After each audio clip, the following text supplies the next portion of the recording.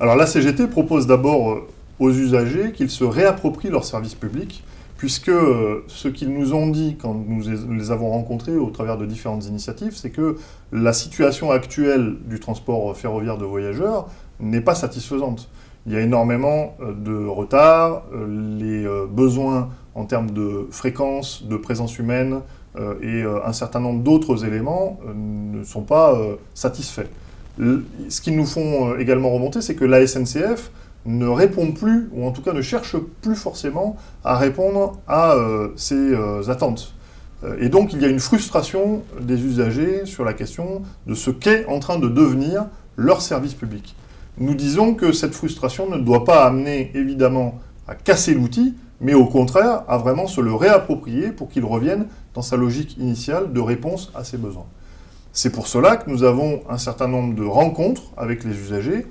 C'est pour cela également que nous avons diffusé un journal, La Vraie Info, à 500 000 exemplaires, afin de créer un lien avec les usagers du service public ferroviaire et également de créer un débat public dans l'opinion, parce que l'avenir du service public est une question qui doit être tranchée par la nation.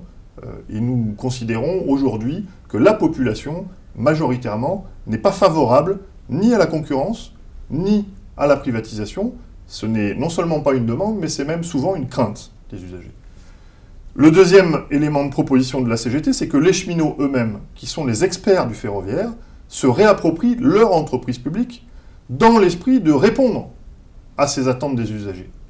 Nous savons, nous, quels sont les moyens nécessaires pour améliorer la qualité, quelle est l'organisation des services qui permet d'améliorer le fonctionnement, de régler les problèmes de ponctualité, les problèmes de qualité de service.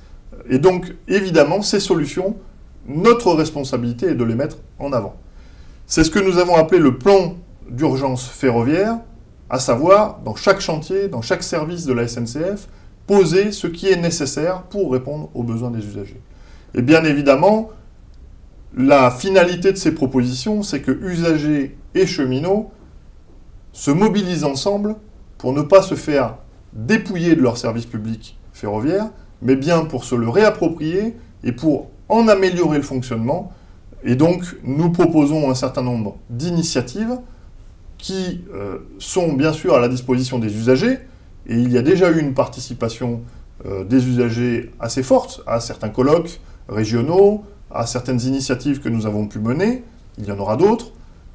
Il est maintenant indispensable que les cheminots eux-mêmes, les principaux concernés par les évolutions du système, se mobilisent pour établir le rapport de force avec le gouvernement, soutenu par les usagers, et imposent une autre logique que celle qui est de la privatisation rampante de l'entreprise, de l'éclatement du système et du recul du mode ferroviaire par rapport à la route.